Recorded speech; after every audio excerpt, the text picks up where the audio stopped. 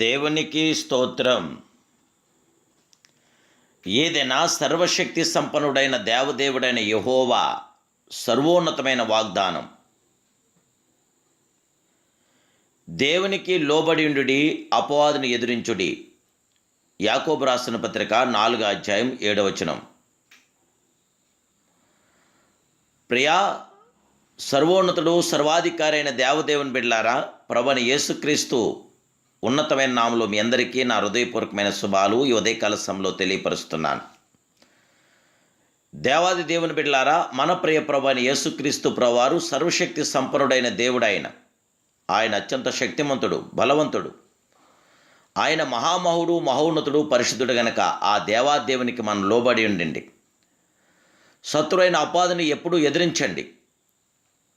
శత్రు బలవంతుడిపైన మనకు విజయం అనుగ్రహించేవాడు మన ప్రియ జగత్రక్షకుడైన యేసుక్రీస్తు ప్రభువారు మాత్రమే. మనం ఎల్లప్పుడూ దేవునికి లోబడినుట ఆయనకును మనకును మధ్య గల సంబంధం బలపరచును. ఆయన గొప్పవాడు, మనకు పైగానున్నవాడు, మనం ఆయన కిందనున్నాము. ఆయన కాపరి, మనం గొర్రెలము. పైనున్న అధికారమునకును మనం లోబడినప్పుడు మనపై అధికారం గల ఆయన మాటలకు విధేయులైనప్పుడు శక్తిని, కృపను పొందుకుంటకు అర్హులు అయినాము. దేవదేవుని బిడ్డలారా, మన ప్రియ ప్రభువైన దేవుడు సర్వశక్తి సంపన్నుడు గనక మనం ఎల్లప్పుడూ దేవునికి లోబడి ఉండటం ఎంతో అవసరం.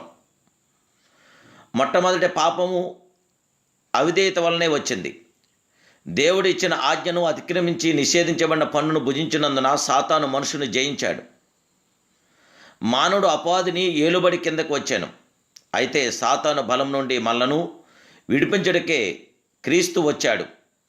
శిలువ మరణం పొందినంతగా తను తాను తగ్గించుకొని తన శిలువ రక్తము చేత అపవాదిని ఓడించిన మహాజయశీలుడు, విజయశీలుడు మన ప్రియప్రభువైన యేసుక్రీస్తు ప్రభువారు.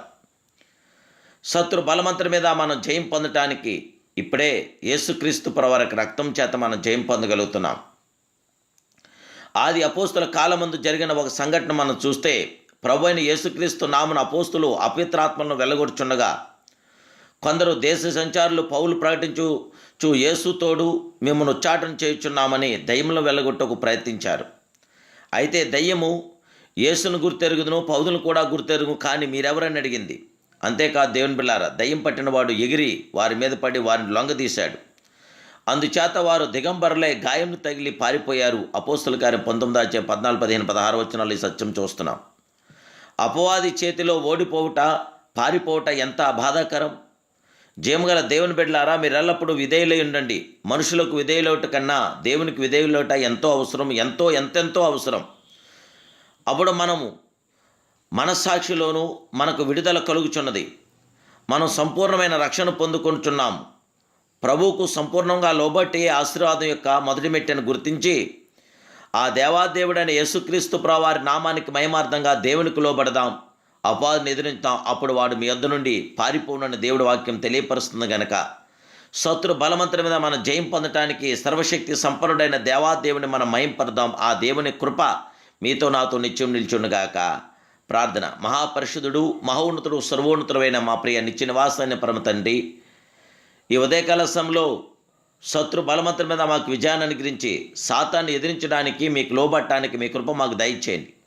మీ సన్నిధి నాతో మాతో కూడా ఉంచి బిడ్డలందరినీ ఆదరించి సంరక్షించి బిడ్డలందరికీ జయ విజయం దయచేయమని, యేసునామములో బిడ్డలందరినీ ఆశీర్వదించమని ప్రార్థిస్తున్నాను పరమ తండ్రి. Amen, amen, amen. May God bless you.